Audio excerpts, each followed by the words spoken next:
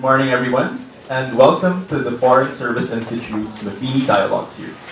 My name is Uriel Calasa, and I will be your host for this morning's event. The Mabini Dialogue is a venue where specialists, experts, and practitioners can engage with the DFA on global issues that have political, economic, and social-cultural impact on the Philippines and the world at large. Our event today is titled EU's Continuing Engagement with China, Implications for the Region. This is a topic that I'm sure many of us here at the department will have great interest in, given China's astronomical rise and its burgeoning influence over the Asia Pacific. We are very privileged today to have a very distinguished speaker, Dr. Carrie Brown. Dr. Brown is Professor of Chinese Studies and Director of the Lao China Institute at King's College, London. Prior to this, he was Professor of Chinese Politics and Director of the China Studies Center at the University of Sydney. He led the Europe-China Research and Advice Network, funded by the European Union from 2011 to 2014, and is an Associate Fellow on the Asia Program at Chatham House, London. He earned his MA at Cambridge, his postgraduate diploma at London, and his PhD at Leeds. Let us all give a warm welcome to Dr. Carrie Brown. Thank you very much for inviting me here. So I think the plan is that I talk for about half an hour, and then I'll be happy to listen to your views. This is my first visit to the Philippines, so I'm very grateful to the European Union for bringing me here. I've dealt with China for 25 years. I lived there for about 7 years, partly as a diplomat, partly as a scholar, and I've been back about 100 times. Only last week I was in Tianjin at a conference talking near Beijing about the Belt and Road Initiative. So I'll say something about the Belt and Road Initiative a little bit later. Putting things in context, the European Union, so where does it figure in Chinese strategic thinking? So this is actually a question that changes over time, the answer to it, because the Chinese view of the world now is different to the Chinese view of the world even 10 years ago. It's different because of the fact that China's presence in the world is, of course, economically and now geopolitically so much different. It's become much, much stronger. It's become much stronger more quickly than it expected, partly because of its economic success, partly because of the changes in places like the United States and the European Union, which have had their own challenges in the last decade since the great economic crisis of 2008. And so China is now a very specific position of having all sorts of strategic opportunities which it did not expect, some of which are probably going to be very beneficial to it, and some of which are, I think, going to be very problematic to it.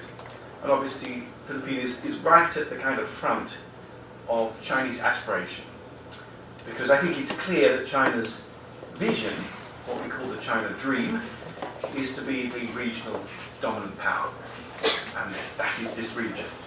Its global ambitions are probably not so straightforward, so I'll say a bit about that later. So where does the European Union figure in Chinese strategic thinking? Where does it matter? I think the Chinese see the world in a kind of series of zones. They prioritize particular relations over other relations. They're quite hierarchical, and they have an order. They look at the world in a quite ordered way, and that's helpful to us because I think the Chinese do not have a they're kind of quite consistent, I think, in the way that they look at this order. At the very centre, of course, is the US-China relations. There are many reasons why the US-China relation is important. First is $600 billion of two-way trade. This is much, much biggest economic relationship in the world. The second is the 90 strategic dialogues.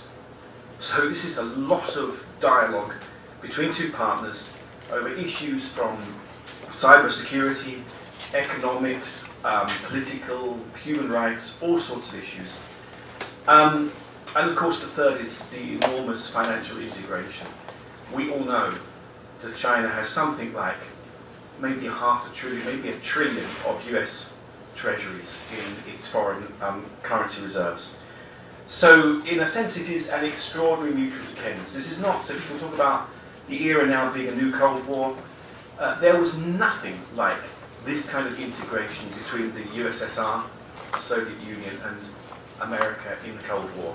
China and the US are quite extraordinary because of the ways in which they are so mutually dependent. And it's impossible, therefore it's impossible to really think of them walking away from each other. But of course they have fundamentally different values.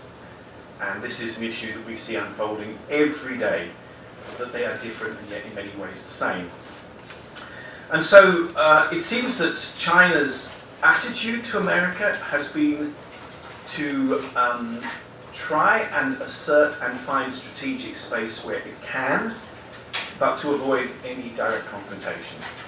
This has been a very hard strategy, but so far it's worked. So China has managed to find economic space, which is benign.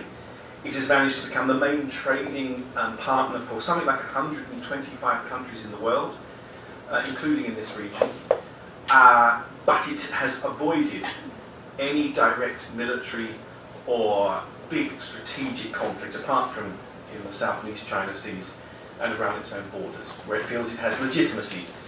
It does not therefore try to contest America's position, and it is very wary in the Middle East, in other areas of the world, in Africa and Latin America. It's very wary of being pulled into a sort of scenario where it would actually directly confront the United States.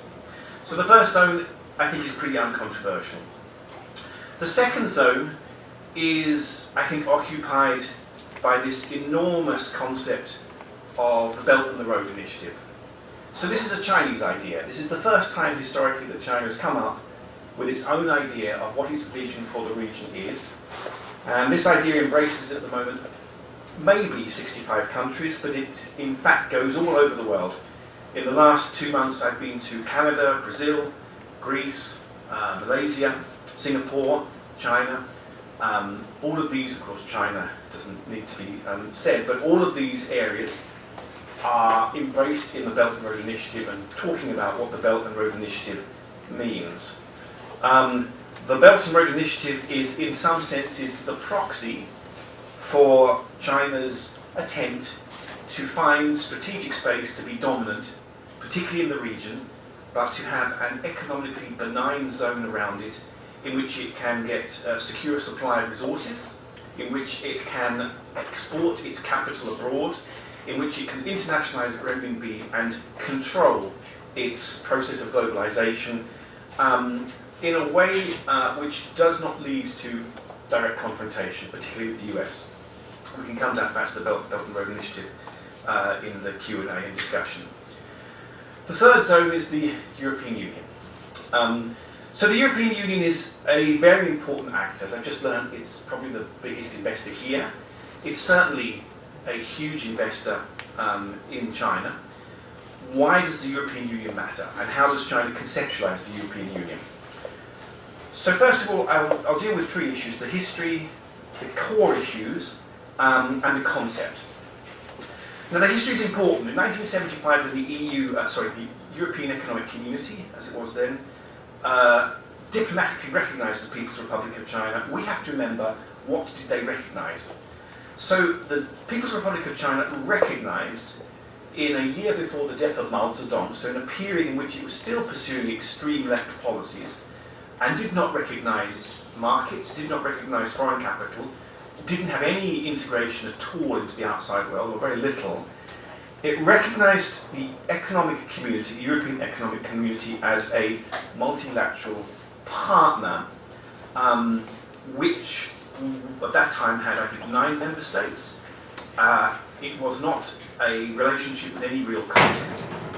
In 1985, the European Economic Community and China signed a document which is to this day the legal basis of their relationship.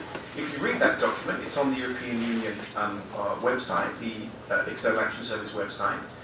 It is a trade agreement. It is a pure trade agreement. It deals with tariffs, it deals with openness of markets. It is one market recognising another market.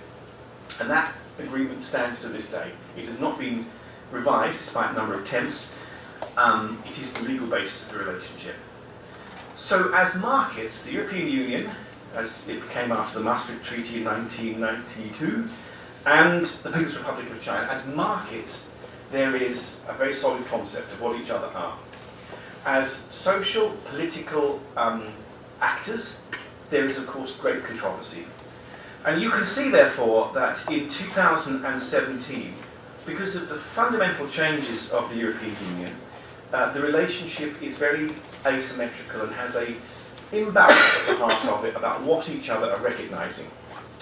The three issues that have been most difficult since 2003, when they recognised each other as strategic partners, was the continuation of the EU arms embargo, which was brought in 1989, the market economy status, which the European Union, in my opinion, rightly doesn't recognise China as having, and values. This is something, of course, that you probably think a lot about here. The values, the fact that the European Union, through the social chapters of the Maastricht Treaty, the Lisbon Treaty and others, has a very fundamental belief about its values. And the Chinese government has consistently criticised those as being universalist, as not being appropriate for China's stage of development. China recognises collective values, it doesn't recognise individual values. We know over the weekend of the death, the very tragic death of Liu Xiaobo, the Chinese dissident. This is a case, of course, which brings all of these values issues right to the surface. And therefore, these three issues have remained problematic. Despite this, there are the core commonalities, or the core concerns between the sort of core sort of interest between the European Union and China, and these are considerable, which is why the China-EU relationship is such a huge one. The first is economic. So last year I checked the figures, 470 billion euros of two-way trades. That's the second biggest trading relationship in the world. The second is people-to-people links.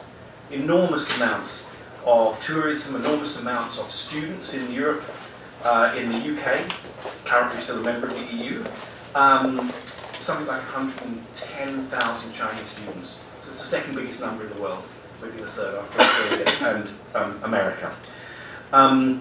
Europe obviously is home to a very significant Chinese diaspora too. So the second is human interaction. The third, and I think the most important actually, what is the thing about the European Union that China most needs and appreciates? What's the one thing? Intellectual property.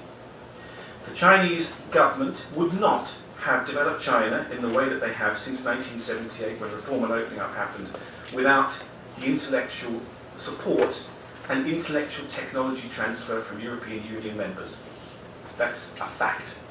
Without German technology, without Northern European technology and British technology transferred in automotive, in manufacturing, in IT, in many areas, China would not be in the position it's in today. And intellectual property transfer has been a huge, probably the most important aspect of the relationship. China's aspirations to be an innovative power and an innovative economy are pure aspirations. It does not produce the kinds of proprietorial intellectual property that the world wants to buy. What is my proof of that? For instance, in 2014, the world was willing to pay something like $86 billion for American patents. It was willing to pay something like 40 billion, so I think 40 billion, for British patents. It was willing to pay for Chinese patents, 1 billion. So this is a huge kind of imbalance. Intellectual property is about whether you're willing to whether you're willing to buy this stuff. And Chinese intellectual property is at the moment not attractive for those wanting to buy it.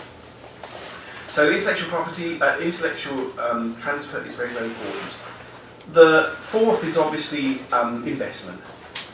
But even so, investment, the European Union is a big investor in China, but even the European Union invests more in Kazakhstan than it does in China at the moment.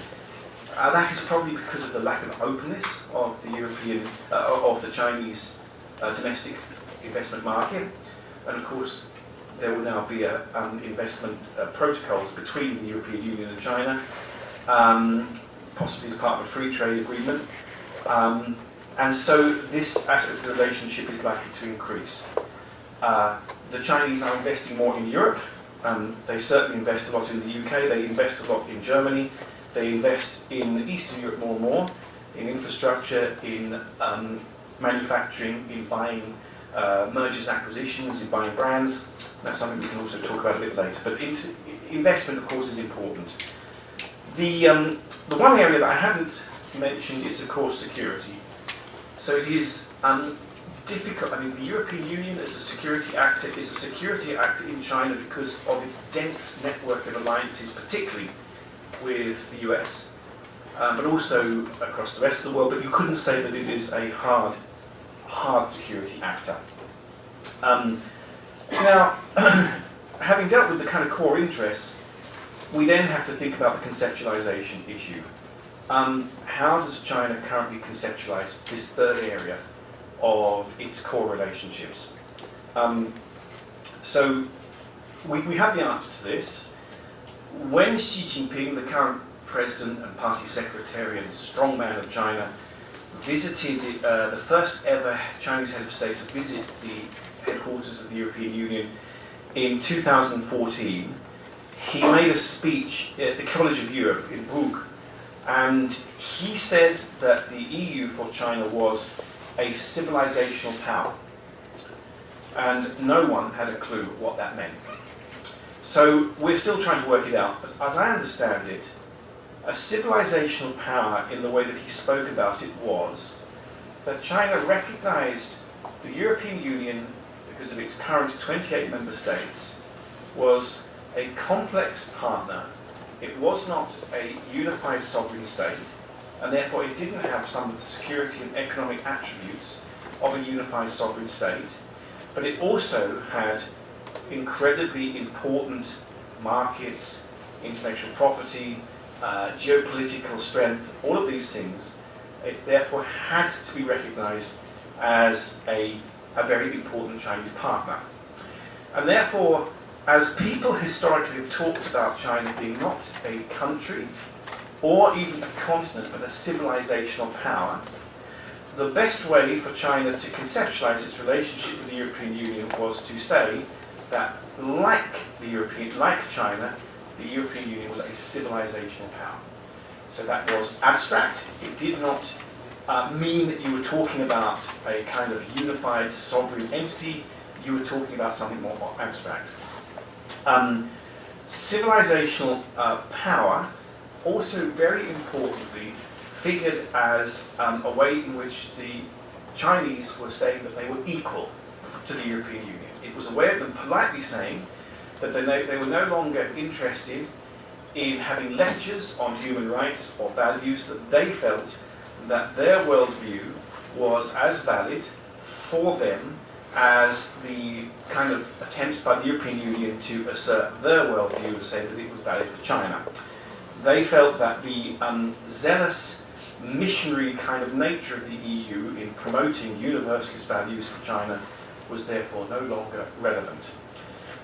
So it was civilizational power at the heart of it is also part of a strategy by China to assert equality with powers that it once felt inferior to. It's very similar, in fact, to the way that China talks of its relationship with the United States now as new model of major power relations. So equality, the idea that China and the US are equal powers. They have an equality. So that's really, really important. The civilizational power framework is really important because it states equality. And China is in the business of being equal. Okay, beyond the EU relationship with China, there's another zone, the fourth zone, and this is countries in areas like Latin America, Africa, Antarctica, Arctic Circle. No part of the planet is now completely outside of the Chinese worldview. And for these, the predominant interests are resources, diplomatic support at the UN in issues that matter to China, like human rights votes or other votes, and investment. So China has increased its investments in Latin America and Africa significantly in the last 15 years. So just finally, some conclusions, some broad conclusions. Where are we now? Where are we? Firstly, we're in an era of, so we're in the most, we are in an era of Chinese activism. This is really important. We're in an era of Chinese activism. Xi Jinping has been to something like 47 countries in the last, since he became president in 2013. No leader, I think Abe of Japan and Modi of India have also been to a similar number. But this is the first time in history that a Chinese leader has been to so many countries. The most important thing about his visits abroad is the places he has been, rather than the places he has, the places he hasn't been, that he has not been, rather than the places he has been. So he has been to Latin America 3 times, he's been to Russia 5 times, Indonesia 3 times, the UK, France, Belgium, New Zealand. He's visited many, many places. He has not been to Japan, he has not been to North Korea, although the last time I checked they were very short plane journeys from Beijing. Has he been to the Philippines? He has, okay. You're okay then. He obviously likes the Philippines. So he's been to many places. What has he been doing? He's been telling stories. He has been telling the story of the China Dream, the Belt and Road Initiative. He is the chief storyteller, because that's where the power is now, the power of the story. That story is of engagement with China on win-win, on a win-win model. The joke in Beijing, you know what win-win means in Beijing? China wins twice. not a good joke. So win-win outcomes. Everyone gains. China is inviting people through the Belt and Road Initiative to engage with its domestic economy, to make money. Just everyone is going to be incredibly happy because it's the China Dream, and the China Dream is our dream, and it's going to be great. Okay, what is the problem? Not many people believe this. There is a lack of trust. And it's hard, and we can talk about this. The lack of trust is a significant issue. And part of that lack of trust, I think, is to do with lack of knowledge. And part of it is simply to do with the fact that the fundamental mandate for Xi Jinping domestically, so China's domestic situation and international situation are married together now as ever before. They're one. Domestic issues and international issues actually are one in China. It cannot solve its domestic issues of environment, economic development to a middle-income country and all these things without having a very heavy international engagement. Intellectual property is a very good example. It cannot become an innovative nation without heavy intellectual partnerships with the outside world. Okay, it just can't do it. So, because of that close interlinking and relationship between domestic and international issues, we need to understand the domestic imperatives of Chinese foreign policy, of Chinese policy. What is Xi Jinping's fundamental mandate? What is the thing that he must do? Make one-party rule sustainable. Okay? To make the Communist Party of China the world's first sustainable Marxist-Leninist one-party state. That is the core mission. It isn't about developing a kind of modernized country with a multi-party democratic system eventually. That's not what they're after. They're not after that because they believe that America and the European Union are in a mess, and that we have perverse outcomes through our democratic systems, like the election of Donald Trump or the Brexit. They think this is very, very strange. Why would democracies have such strange outcomes? They no longer look up to democratic systems. They did maybe in the past, but they can't see an easy route to getting Chinese-style democracy. So Xi Jinping's domestic mandate is to make one-party rule sustainable. Every single foreign policy decision and domestic decision is related to this. And Xi Jinping's legitimacy is related to the way in which he, as a leader, because leadership is important in China, as a Leninist state, he delivers sustainable one-party rule. So this is a very, very important, kind of function. At the heart of that, therefore, is, which is the final thing I'll talk about, to deliver sustainable one-party rule means to shift your legitimacy.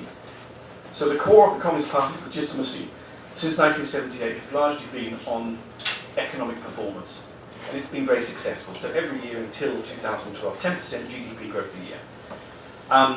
Since 2012, GDP growth has fallen to about 6.5%. So its legitimacy is shifting from economic to political delivery. The political delivery is to make one party rule sustainable. There is a problem with that. Most people in China, of course, do not believe in Marxism-Leninism, and they're not really believers in the party and its communist ideology. But they are believers in creating a rich, strong, powerful China. They are nationalistic. And therefore, the party state in China has shifted its core of legitimacy from economic performance to nationalism. And the nationalistic message in China is quite simple. The centennial goal, the 100th anniversary of the Communist Party of China's foundation in 2021, will be to create a middle-income country. This is a very boring slogan, create a middle-income country. It's called 小康社会 in Chinese. So, this is a very boring slogan. In my experience, a boring slogan in China is the most exciting thing, because it's hiding something. What does a middle-income country status mean? It means power. It means a Chinese middle class who believe in a strong country, who live in cities, work in the service sector, are high consuming, have enormous economic power over the rest of the world, and everyone wants to make friends with them. These people, therefore, are believers in a communist party, one-party state, which makes China's status in the world greater, which makes China looked up to, which ends the history of humiliation, which means that China has finally refound its status in the world. What we call the resurrection of the Chinese nation state. The kind of, this is the thing that China felt it lost in the kind of the first wave of modernity. So for the Chinese people, that nationalistic message is very attractive. And that means that China will not, that China's role in the region will be there will be no competition, that it will be able to be appreciated as a rich, strong country across the world, that it will be able to use its economic prowess in order to get its respect and status. So I suppose my conclusion really for people in the region is, are you willing to grant China that status? How good at flattery are you? We're very good in Britain at flattery, but then we're not in the region. China is in the hunt for status. It wants to give money for your love. So my question to you is, how much is your love worth? Thank you.